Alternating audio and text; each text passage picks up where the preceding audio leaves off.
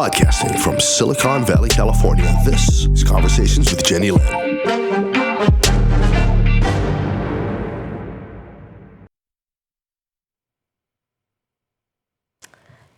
Welcome to Conversations with Jennylyn, formerly known as The Jennylyn Show. Tonight, I'm very excited to introduce you to my guest, Charlie Vogelheim.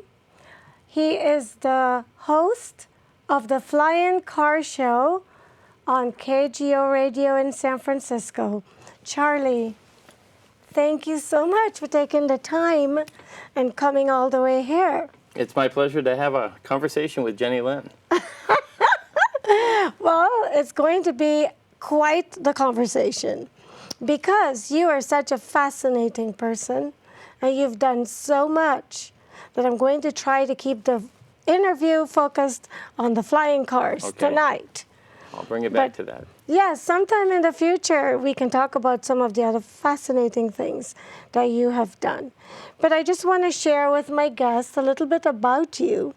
You are a pilot. Yes.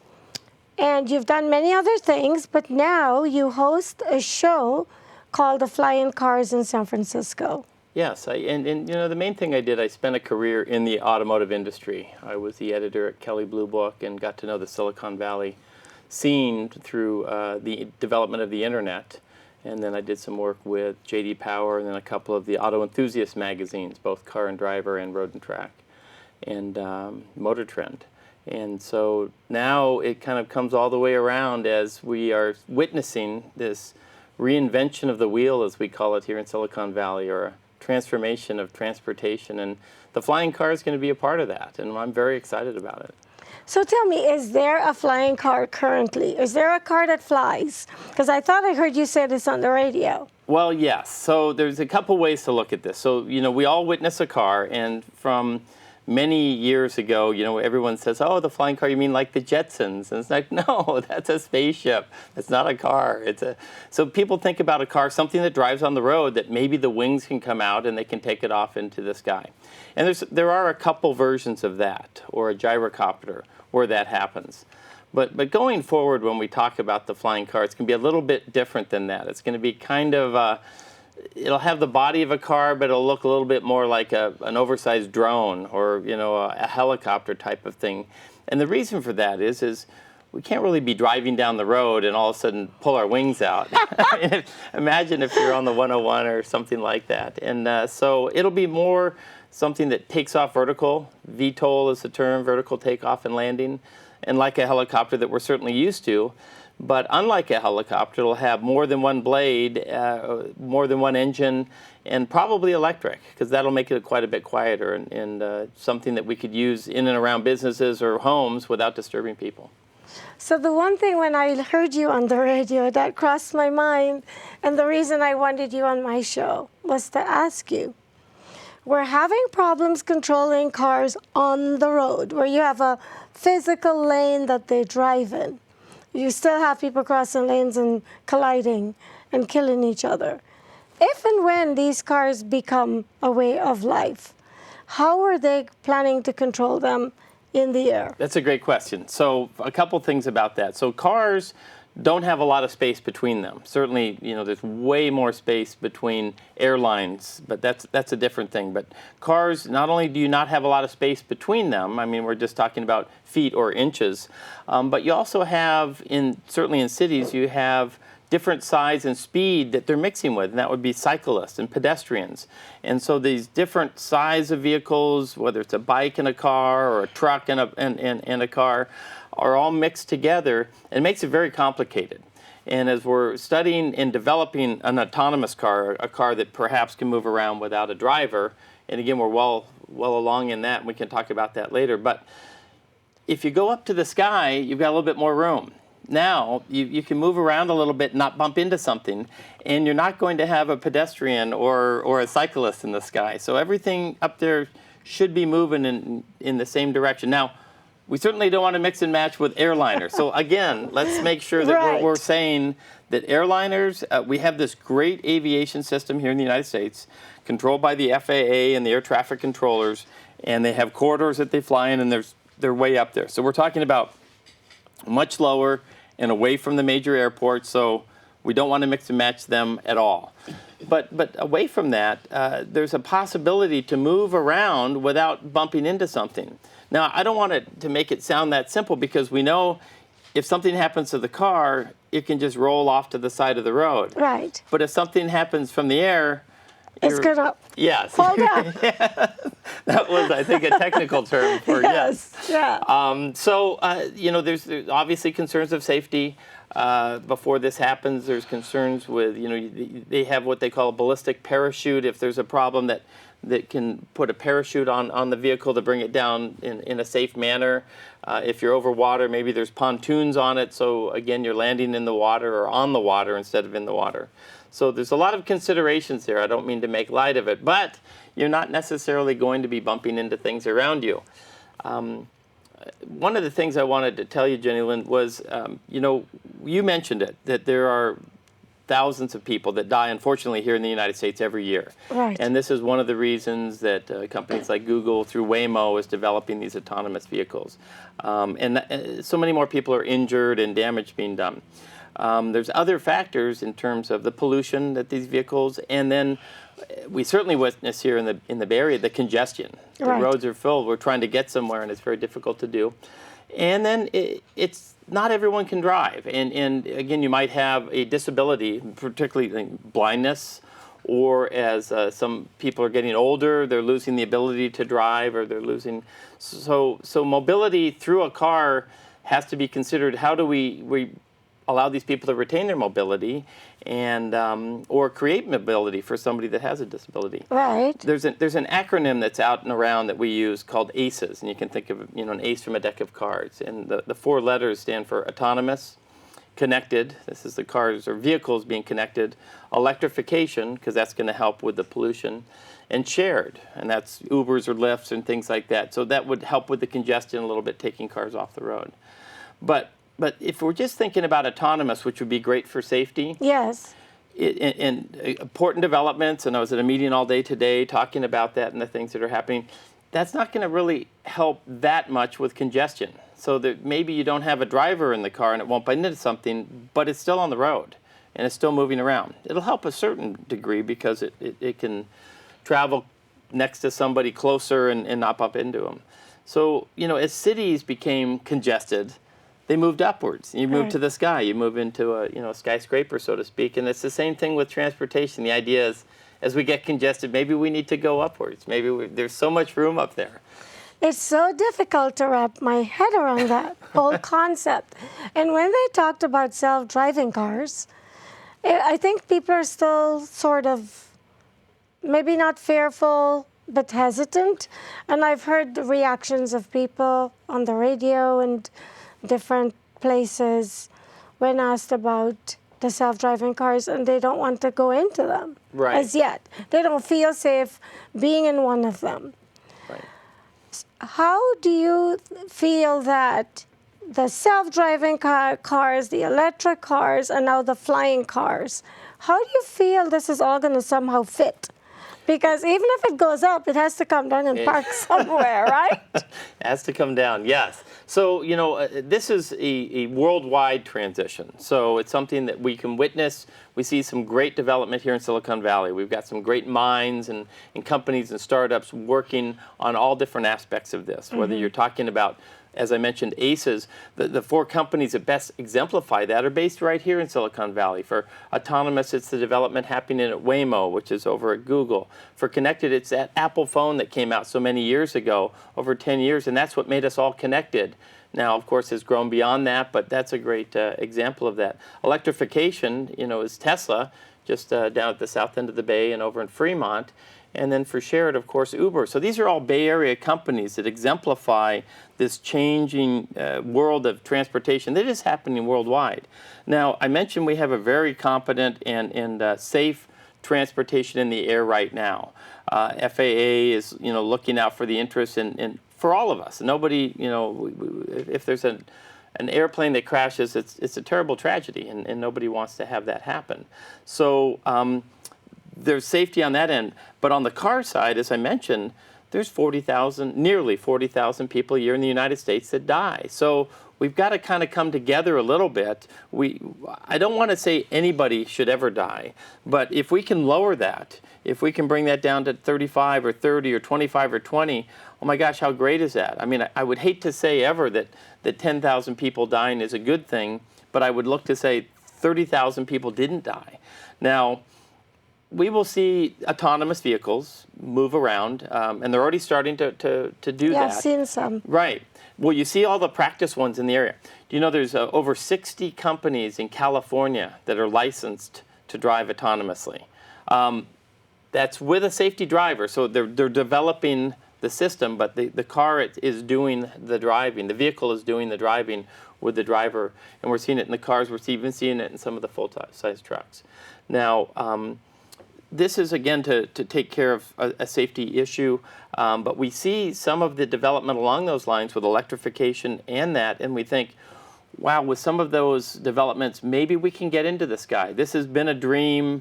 You know, any of us that subscribe to Popular Science or something like that, we always saw the flying car on the cover, and we're going, when can we do that? And now we're starting to get to that point. And it begins with lightweighting, and that means we can build these vehicles lighter and stronger with carbon fiber and some metal developments. And then the electrification, we're seeing better batteries, and we're even seeing better motors, and we're able to establish that. And we've seen this growth in drones, certainly, which is a much smaller version.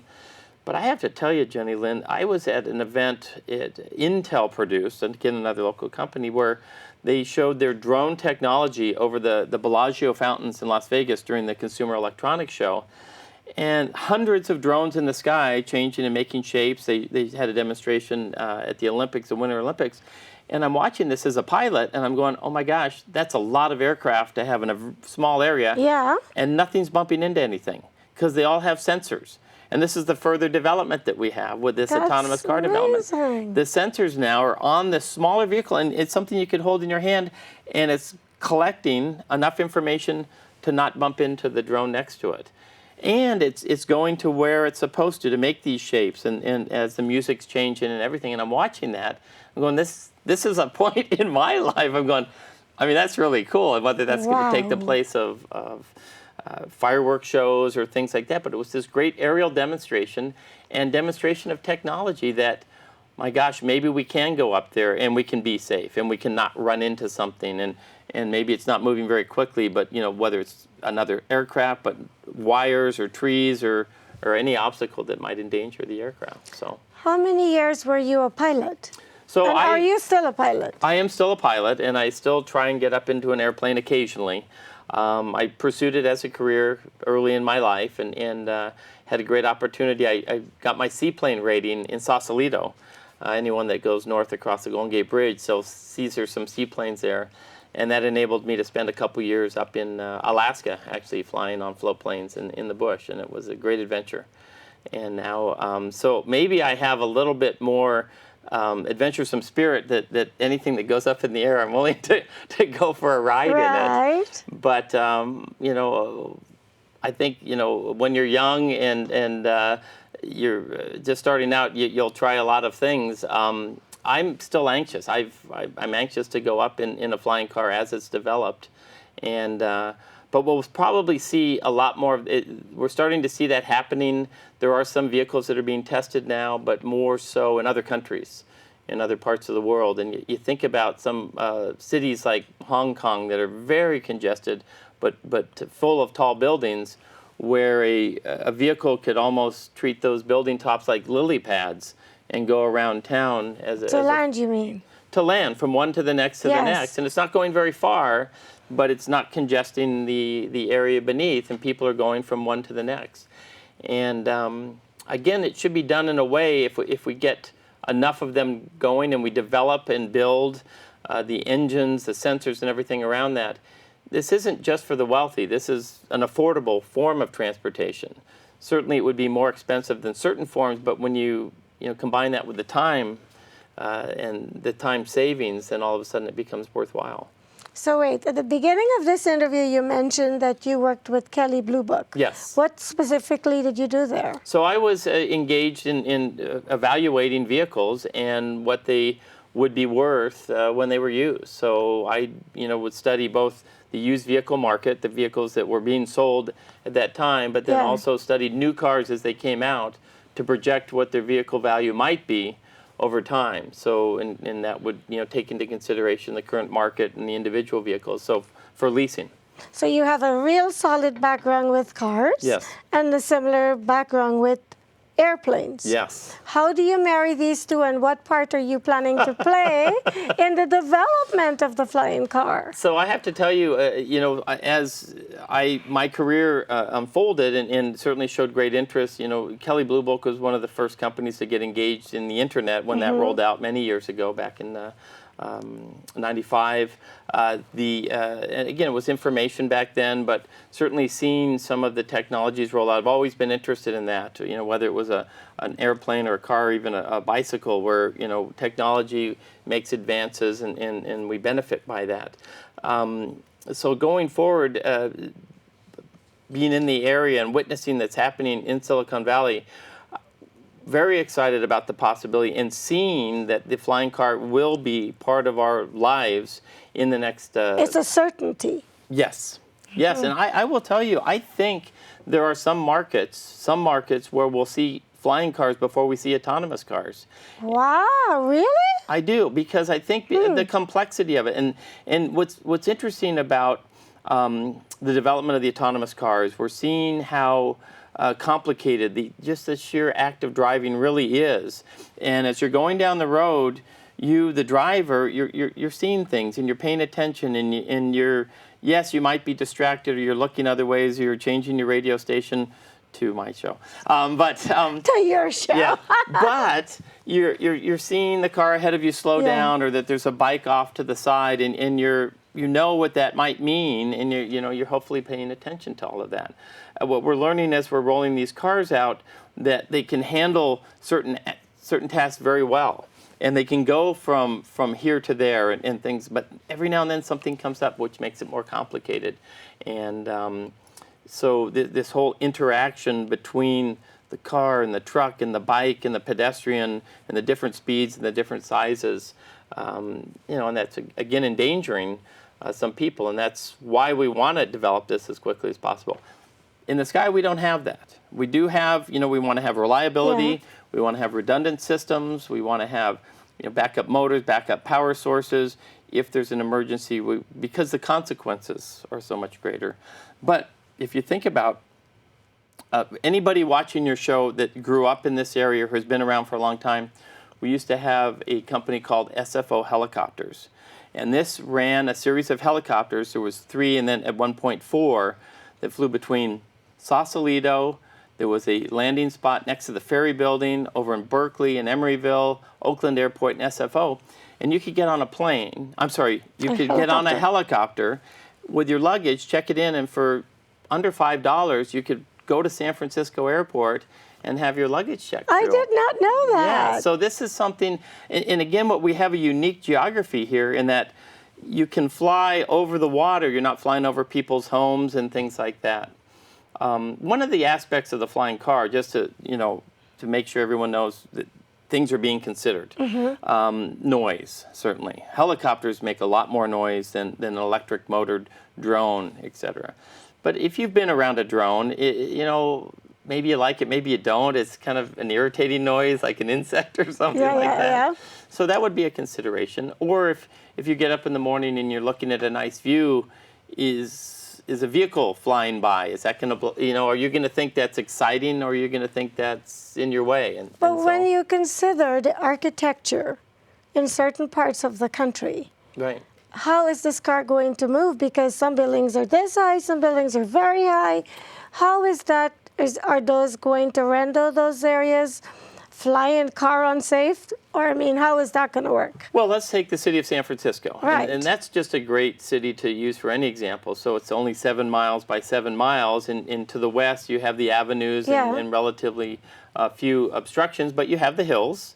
You have the Sutro Tower. You have that type of thing, and then you have downtown. And to your point, we used to have the Bank of America building and the Transamerica Pier, and now we've got this Salesforce building. Right. So. But you can go around that, and we have areas that you can perhaps take off and land that is away from the building, or you're traveling away from it. You're certainly not going to, well, you might, but I'm going to just say, well, you said I'm going to say they're not going to be sensors. flying down the streets between the buildings or something like that. Plus, you said they have sensors, so have they sensors, wouldn't bump right. into anything. Right.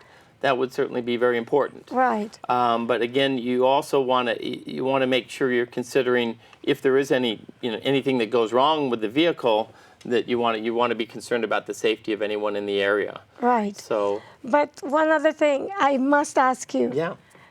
Are we going to have to get a pilot's license to drive it? That's a great question. So the thing about anything flying is weight is such a big consideration. So if you have a pilot on board, that's taking up an extra seat. And unfortunately, unlike an Uber driver or a taxi driver, even a bus driver for that matter, it's usually a lot more expensive to get that pilot's license, and therefore the salary and everything, with that. So eventually it would be autonomous. And that brings up a great question. Would you climb into an aircraft without a pilot? Yes. And go up into the question, sky? Yeah. So that would be the goal, is to not have a pilot.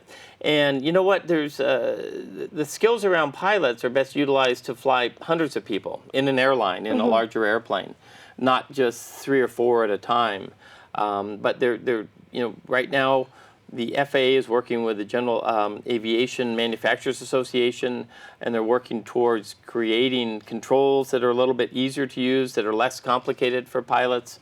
Or the training involved. And then maybe only flying in good weather. That's certainly another consideration. And for a lot of the development here, although it seems like we've had way too much rain, but there were some pretty big storms happening there. And, you don't necessarily want to be out in a small aircraft when the wind's blowing around. Right. So, there's a lot of considerations. Will it be something that is just a nice day, short distance thing to do? We'll see, but I'm, again. Well, what is it going to look like? Can you give us an idea? Sure. Have you seen a description of it? I have. I've seen one of the vehicles that's already testing right now. So there are vehicles testing. Yeah. So it looks a little bit like a drone with a passenger compartment in the middle. And there's a company out of the Midwest called SureFly. It's a division of Workhorse that is testing right now. There's companies in the Bay Area here, Kitty Hawk, Joby's down in Santa Cruz. There's great companies like Boeing has a Aurora that they're testing. A3 is a division of Airbus. A-Cubed is what it's called. So there's a lot of company that are doing things that are in development right now. And but if I take this little company in the Midwest, it's studying electrification because they're working with some of the trucks for the delivery services use. And it looks a little bit like a drone. I mean, it's a compartment that you would climb into, and then in each of the corners there's actually 2 rotors, so it's called a octoquad, which is just a fun word to say. But it's going up into the air, and it just takes a few people, though. That's the thing right now, is in terms of we still need greater development in some of the battery and some of the electrification. My goodness, so it won't be able in the very beginning to transport too many people, is what you're saying. Yes. Maybe a couple of people. Right. And I'm trying to wrap my head around it. No, we have some amazing humans on this planet. Right. Like the people who did the World Wide Web and the cell phones, and I'm sure this is just one other thing that once we start using it will be like, what next? Right. Because we've accomplished so much. But each of these, I don't want to call them things, but each one of these discoveries or inventions, I guess that's what I'm thinking of, they've had their downside. Right. Like cell phones can crash, people can crack into them. The other day in England, somebody broke into the hospital system and shut down the entire hospital. With something like the self-driving cars and these types of cars, there's still going to be that risk, right? Well, yeah. So the great word that unfortunately we learn a lot is unintended consequences. Unintended consequences. Right. So as things are developed, and we try and think it through that as best we can. We try and understand what is the possibilities. Obviously, just going to the air, there's safety concerns, because any unintended consequence would be gravity is going to take hold and bring you down. Then add to that, to your point, is there some way that somebody could get into the controls of a autonomous vehicle, whether it's on the ground or in the sky, and somehow overlap that? So obviously of great concern.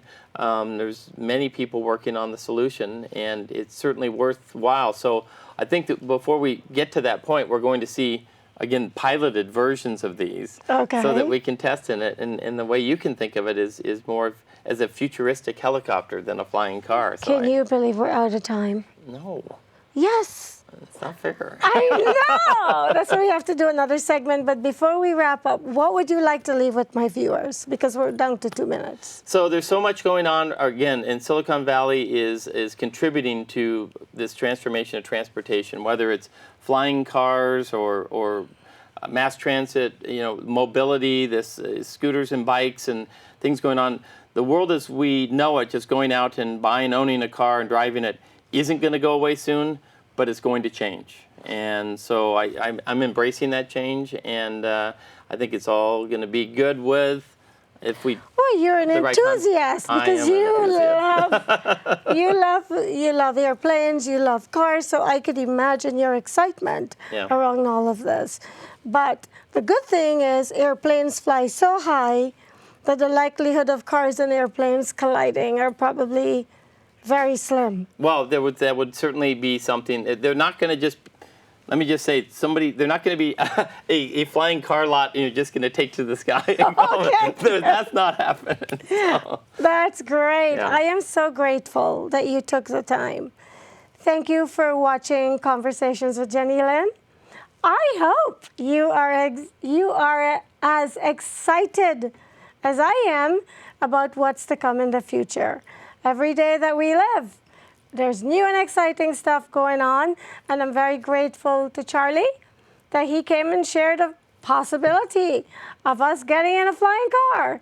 And I thank you so much for watching, and I will see you next time.